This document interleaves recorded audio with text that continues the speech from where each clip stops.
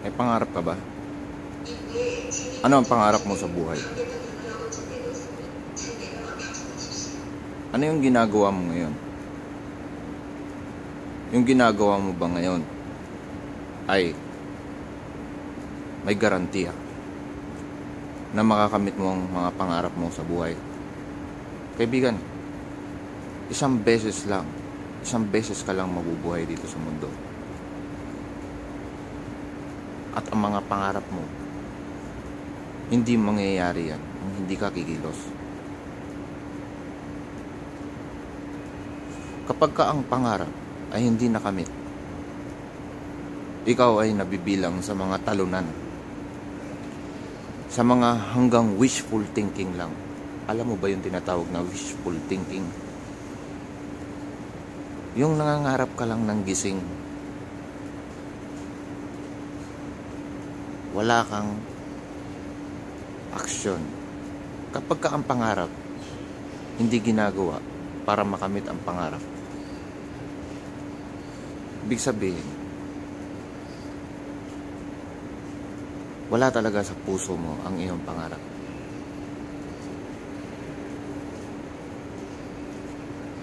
Dahil ang pinaka-importante sa lahat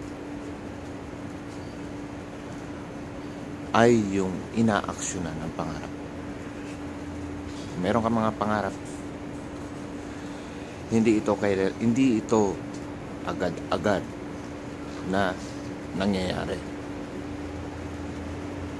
Step by step. Hindi ito nakukuha sa isang gabi.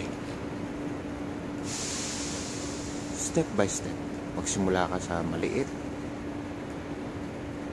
papalaki, hanggang sa makamit mo ang iyong mga pangarap sa buhay.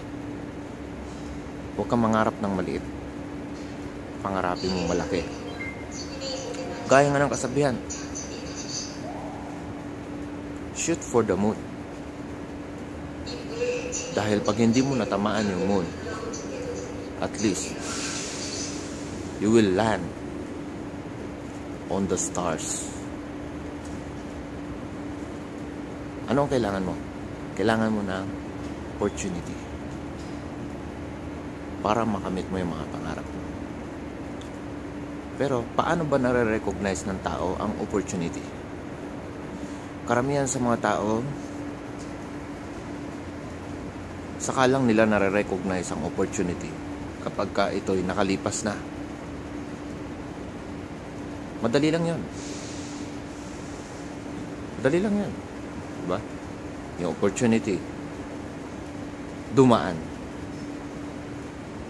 hindi mo na-recognize. Saka mo lang na-recognize, saka mo lang na-realize na uy, opportunity pala yun. Kung kailan nakalipas na, wala na. Okay? Pero kung yung opportunity ay paparating pa lang, parang trend, paparating.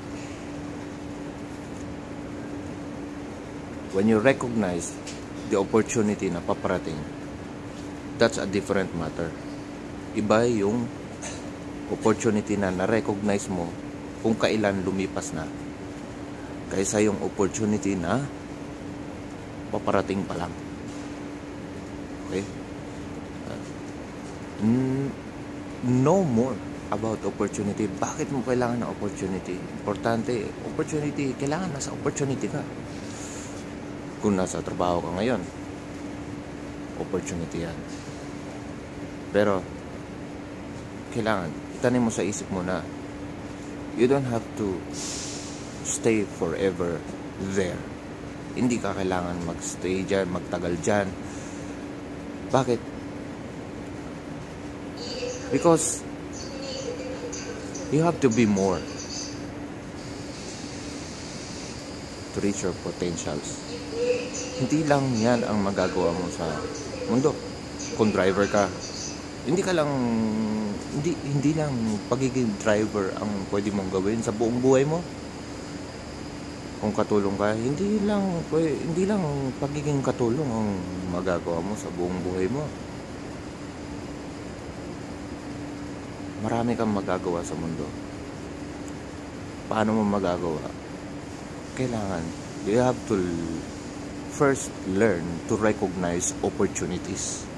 Dahil ang mga opportunities, when you become successful in such an opportunity, it will raise you up to another level. Nababago ang buhay mo, nababago ang pagkatao mo, hindi lang ang buhay mo, pati ang buhay ng pamilya mo, ang buhay ng mga ilang tao sa paligid mo, such as friends. So be in opportunity. Kapag nakita mo yung opportunity, grab it. Pag-aralan mo, ano bang meron dyan. Okay? Walang hindi mo magagawa. Meron pa siguro hindi magagawa, pero there are opportunities na specially designed. Maganda ang pagkakadesenyo ng opportunity. Kagaya nito, networking. Napakagandang opportunity. Designed for everyone. Kahit na ano ka pa. May profession ka o wala. May pinag-aralan ka o wala. Bata ka man o matanda. Disabled ka man o hindi. Okay? Ito ay para sa lahat. Such a blessing. A very great blessing. Dahil design for all eh. Lahat nagsasama-sama dito. Okay? So, kaya mo ito. Kung kaya ng iba, kung nakikita mo na nagiging successful ang marami dito, ikaw ay pwede ka rin maging successful dito. Be courageous to take risk. Laksan mo ang loob mo na gawin ito. Because kailangan mo ng depensa sa buhay. Depensa. Dahil hindi naman lahat na nangyayari sa buhay ay maganda. Diba? Hindi lahat, hindi lagi masaya. You are not always healthy in your life. Hindi habang buhay malakas ka. So kailangan depensahan mo ang sarili mo. Hindi lahat, hindi all the time ay walang sakit ikaw o kaya ang mga miyembro ng pamilya mo. Darating at darating ang time, mayroong magkakasakit, mayroong mapupunta sa ospital, mayroong magkakaroon ng problema, kailangan mong tumulong. You have to help others.